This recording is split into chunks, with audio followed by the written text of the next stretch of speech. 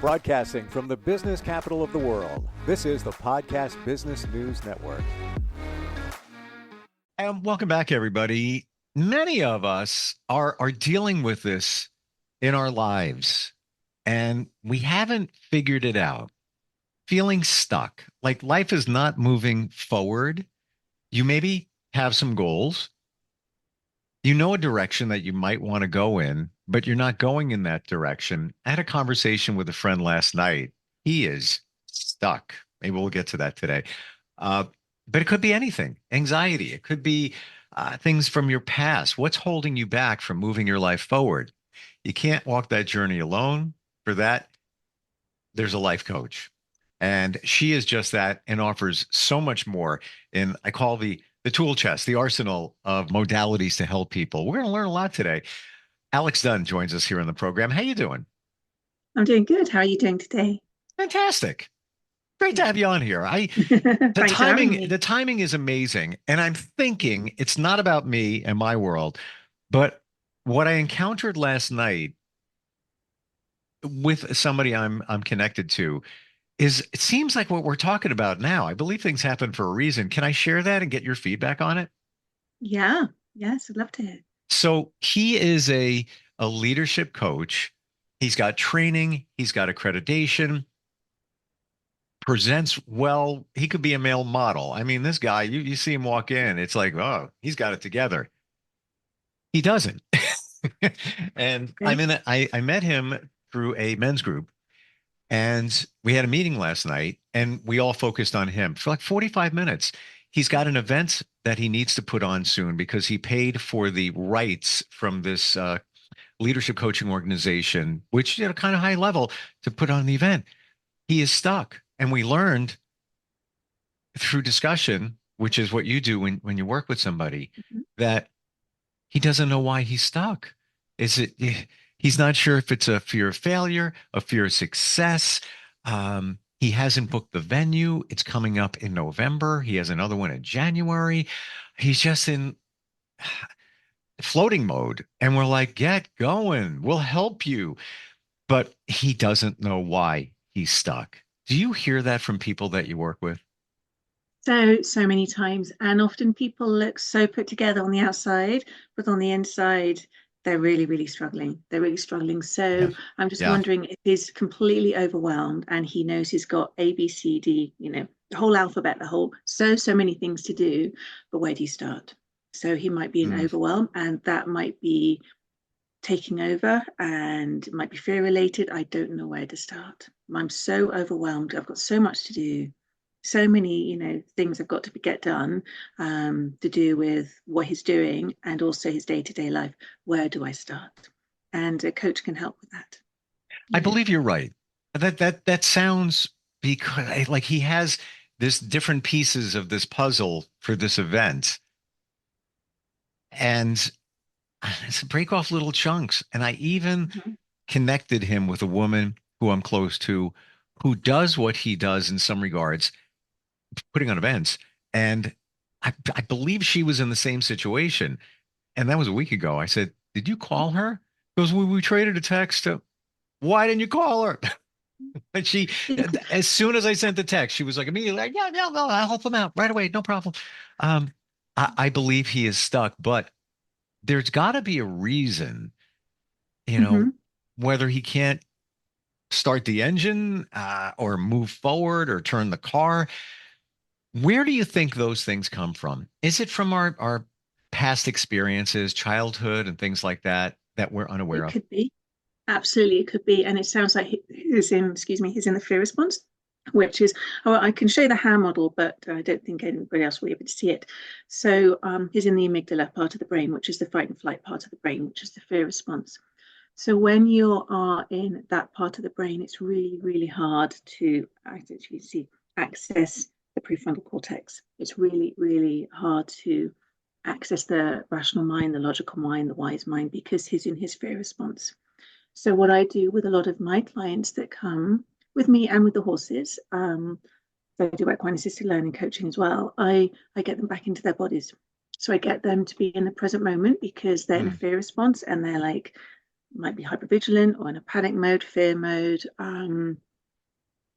heart racing, not sleeping very well because they're, like I said, in the amygdala, which is the fight and flight, the panic response. So it's let's get you back into your bodies. Let's do some belly breathing. Let's get you out in nature. Let's just focus on calming your body down, calming your heart rate down. And and then with that, it's a whole big thing. I'm telling you about it in like 2 seconds. It's a whole big thing. Start from the head right down to the feet, and just notice without judgment, just without judgment, and with love and compassion to yourself. So just notice where you're feeling things in your body. And lots of people, by doing that, they get up more out of their head and they get more into their body and think, okay, yeah, what I'm feeling is fear and anxiety and fear of failure. And even sometimes, I think maybe you mentioned it, fear of success. What if it does go really, really well? What happens then? What if it goes, so it's noticing that and acknowledging that and working with that and where that is in your body, and let's get it out. Let's get it out, because it's all very mindful. Being mindful is so fundamentally important. But if you're like vibrating with fear, vibrating with anxiety, stress, all of those big heavy feelings, it's really hard to be in the present moment and mindful. So let's get that out. Let's work with that, and then let's think about one little baby step to move forward. And with goals, because I work with kids as well, with goals, I often call them hugs, which is a huge, unbelievable, great goal. So with kids, they think, oh, I'm walking towards a hug. So it's I totally understand what you're saying about living in that moment. I think we might have lost our internet connection with you. Gonna pause for a second, see if she comes back. I think we may have lost her. I don't know. Uh, here's what we're gonna do. Oh, wait, you're Oh, I'm back. here. There we go. Yeah, I lost you for a second, and I don't know if you're back there. I'm here. Can you hear me? I can hear you. I don't see you like I did. Can you still hear us? Ah, there we go. Oh, here we are. So yeah, I apologize for that. I think High River hasn't got the best internet. So I've got my phone next to me if ever you just needed to carry on with a phone call. I don't know if Sure. you've got my down there. So you said something before that resonated with me, and I believe it's a game changer for many. But living in the moment.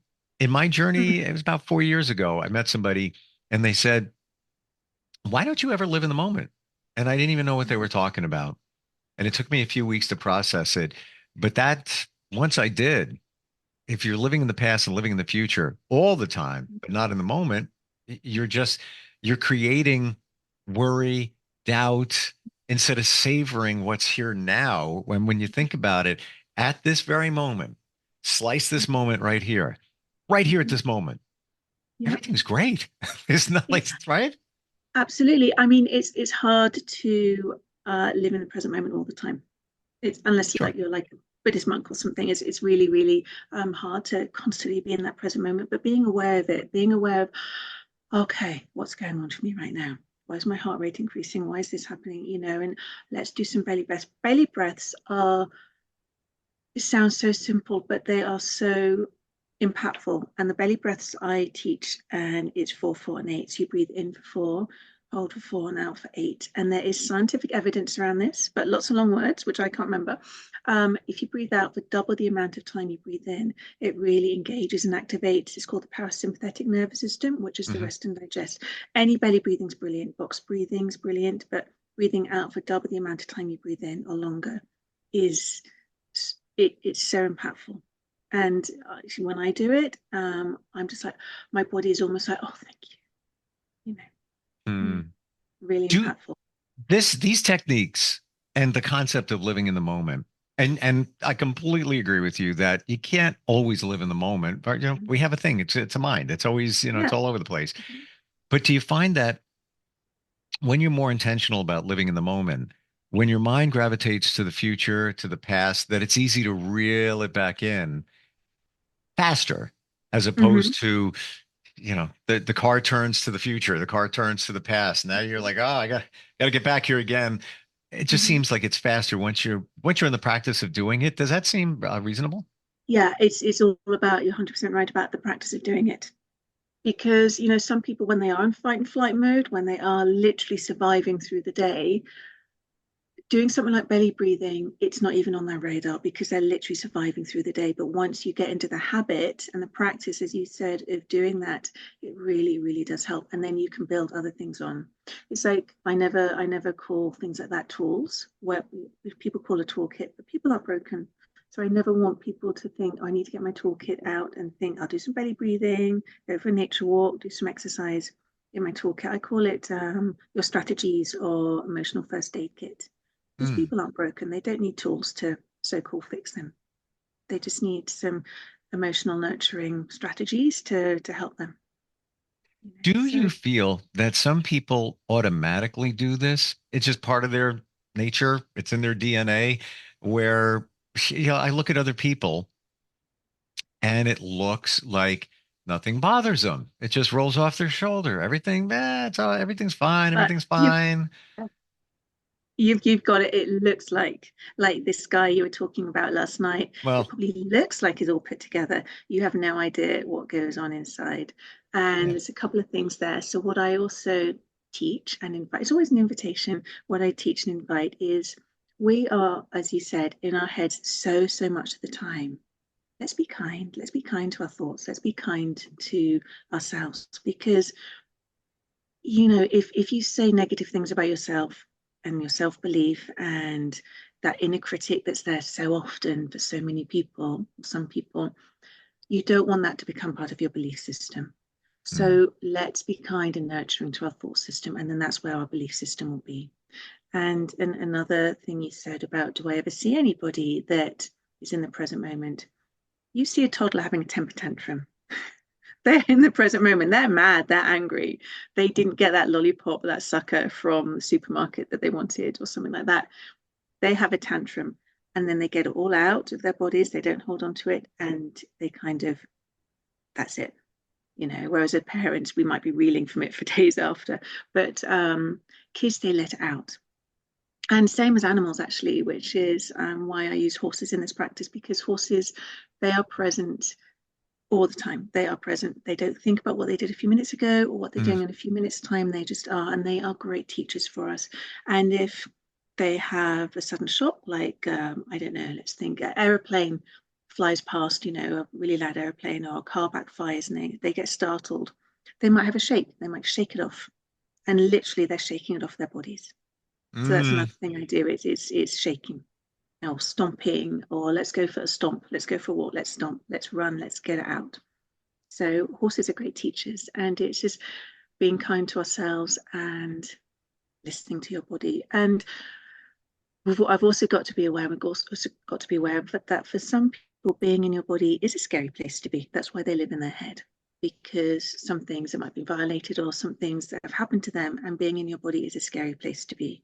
So it's all about being aware of that and baby steps. Hmm. Interesting that you said about what horses do. It's my Mm, belief that pretty much all animals are so grounded.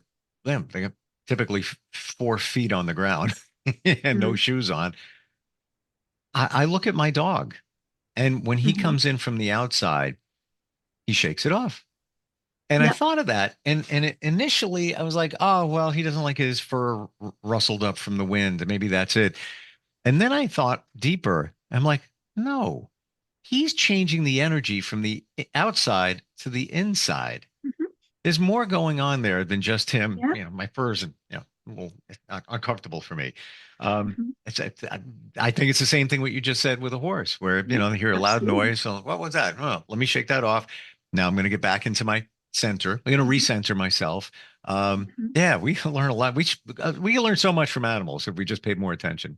Yeah, absolutely. And then they teach us to pay attention to ourselves. Like as humans, I don't know, maybe I can remember an argument I had with my husband in 1986 or 1996, and animals don't do that. And we need to learn from that, you know. It's like, let's learn from that and let's be more mindful and in the moment. Yeah. Lots to talk about in terms of what you offer. It goes very deep, but you did mention horses, so I want to put the microscope on that, or the spotlight actually, for a moment. Okay. Equine programs. You offer Yes. them. Yes. Tell us about that. And also, why? Why are horses so great at healing? Oh my gosh. So, well, lots of animals, but obviously we're just going to focus on horses. Horses, like I said, they are in the present moment. Um, they also have a much bigger heart than ours and a much slower heart rate. So just being around a horse can help lower our heart rate. If we've got anxiety or trauma or anything that is increasing our heart rate, they can help lower our heart rate. They also, they see a smile, they see our smile, and so many of us put a smile on when we're not feeling that smile. So what horse, they see the smile, but they feel what's going on inside. Like, have you ever walked into a room? It could be full of people, it could be empty, it could have a few people in, and sorry, excuse me, and you felt a vibe. You felt, oh, this is a really cool place to be, or oh, I don't know, there's something a bit off, there's something not quite right. That's kind of what horses pick up on. So they pick up on like the heavy energy, the energetic energy. They pick up on maybe past events, traumas that we're holding on to. They pick up on where we're holding things in our bodies. And sometimes they touch that part of our body if we're holding trauma in our stomach or anxiety in our stomach, or um, we've had people with cancer, breast cancer, and horses have rested their head on the chest, and horses don't know. Um, horses pick up on things and they reflect back to us. Sometimes we have horses and they don't really want to come up to the participant. So everything is intentional. Everything is, to be talked around. Everything is intentional and meaningful. It's like that's a discussion. Okay, so what's going on with the horses right now? And sometimes they're galloping and they're high energy. So we reflect back to that person. So what's going on for you right now? And they're like, my energy is really, really high. So it's like, okay, like I was saying before, how can we get rid of it? What do you need right now? And then Mm. often they go for a run and I run with them, which really hurts. Running isn't my thing, but if they run, I run with the person. And often after that, when they've done the belly breathing and calm their bodies back down and their minds, they're thinking horses are calmer. Yeah, this is not the first time I've heard about horses and how they're so intuitive. And a friend of mine who loves horses and was even in work on getting certified in terms of the healing aspect, just told me stories like that. The horse knows. Yeah. They just pick up on it. Just in almost maybe like dolphins have a certain sense of something. Yeah. Um, where did it begin for you? The very beginning where you had the affinity for horses. Was it before you even realized the therapeutic value? Yeah.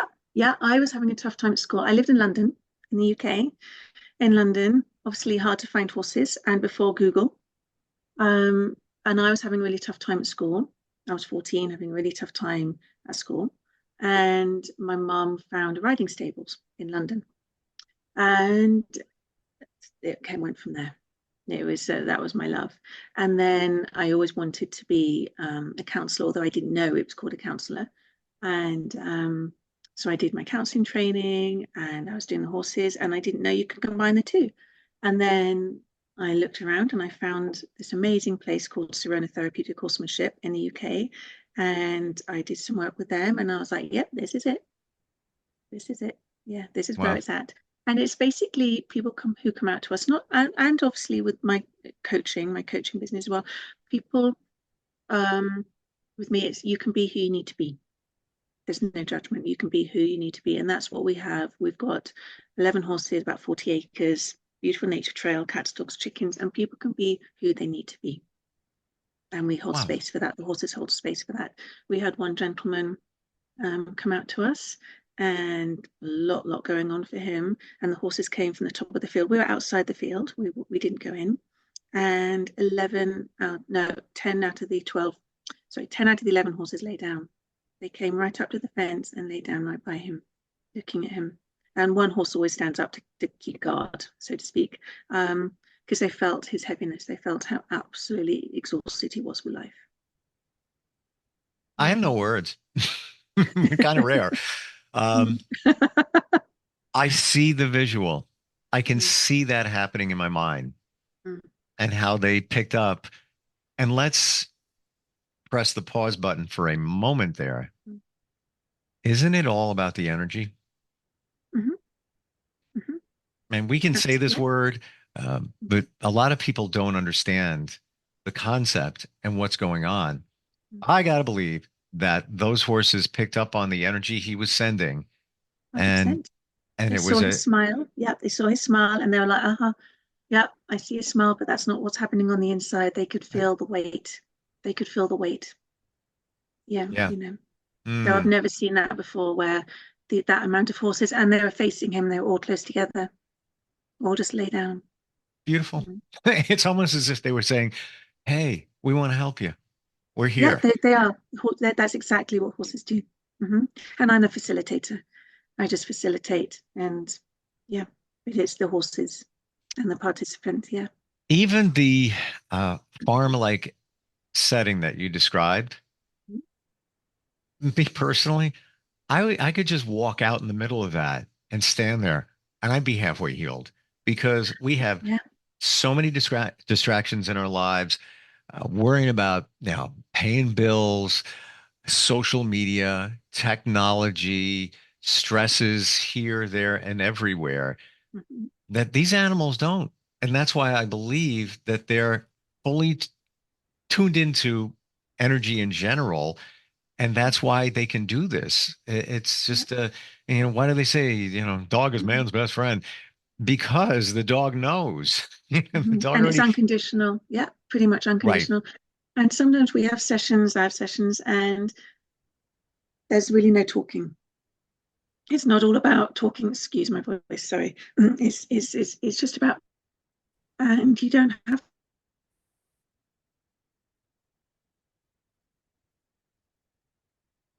Oh, I think we may have lost you again, Alex. I'm going to pause for a second here. She might come back.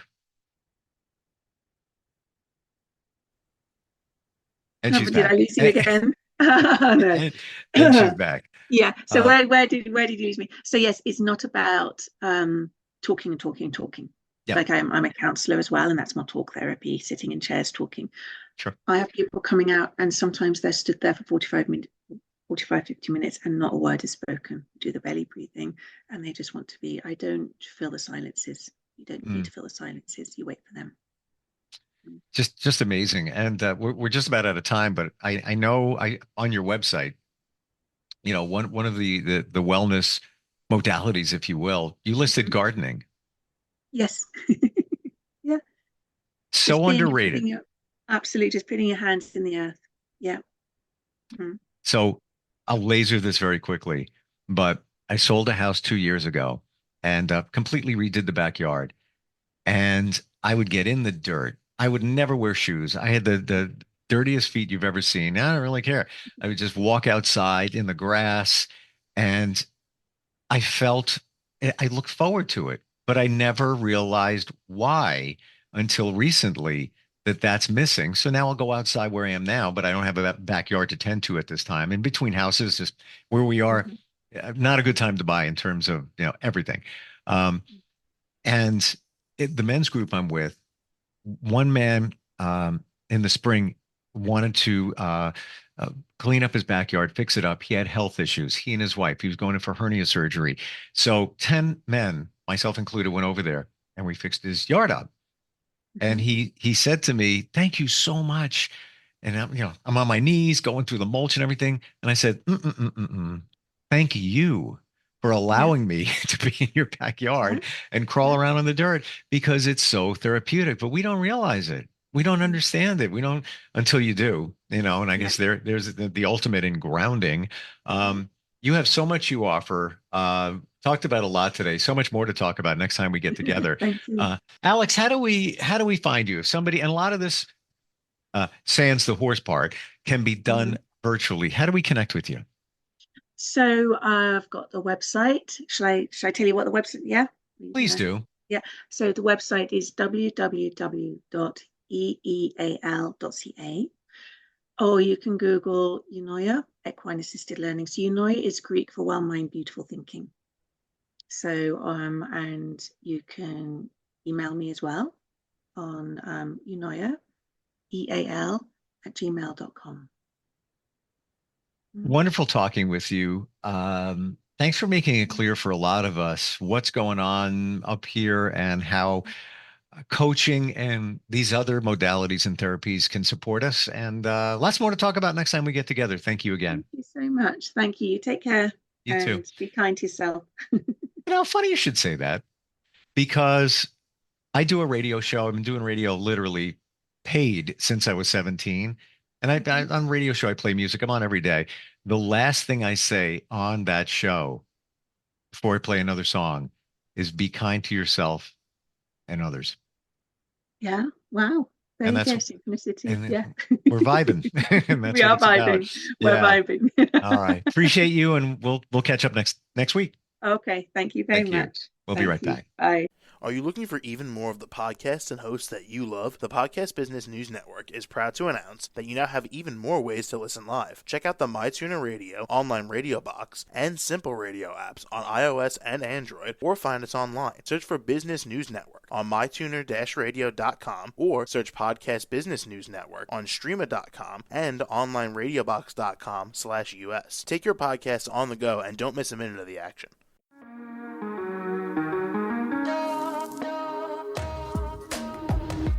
Broadcasting from the business capital of the world, this is the Podcast Business News Network. For nearly 2,000 severely injured veterans, everyday life has become filled with barriers. Day-to-day simple tasks can become pretty daunting. I have to carry my chair up 2 flights of steps or have somebody do it for me. What scares me the most is just the falling. When I'm struggling with my house, I think, to have that one great barrier just knocked down, it's crucial. Home for Our Troops is a wonderful nonprofit that builds a mortgage-free, fully adaptive, handicap-accessible house. And there's no catch. It'll be our very first home that we've ever owned. This is a game changer. This is where your life begins again. We need you to join us in completing this important mission. Please visit hfotusa.org and help build homes and rebuild lives. Because of you, everything's going to be okay.